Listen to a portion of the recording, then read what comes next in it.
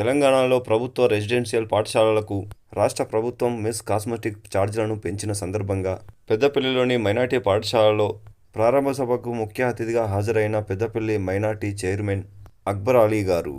ఈ సందర్భంగా వారు మాట్లాడుతూ మెస్ కాస్మెటిక్ ఛార్జీలను పెంచిన ఘనత తెలంగాణ రాష్ట్ర కాంగ్రెస్ ప్రభుత్వానిదేనని అన్నారు. గురుకులాల్లో, సంక్షేమ వసతి గృహాల్లో మెరుగైన వసతుల కల్పనే లక్ష్యంగా రాష్ట్ర ప్రభుత్వం పనిచేస్తుందని అన్నారు. విద్యార్థులు కష్టపడి చదివి ఉన్నత శిఖరాలను అధిరోహించాలని సూచించారు. గురుకులాల్లో నాణ్యమైన పౌష్టికాహారం అందించడానికి, విద్యా ప్రమాణాలను పెంచడానికి రాష్ట్ర ప్రభుత్వం చిత్తశుద్ధితో కృషి చేస్తుందని అన్నారు.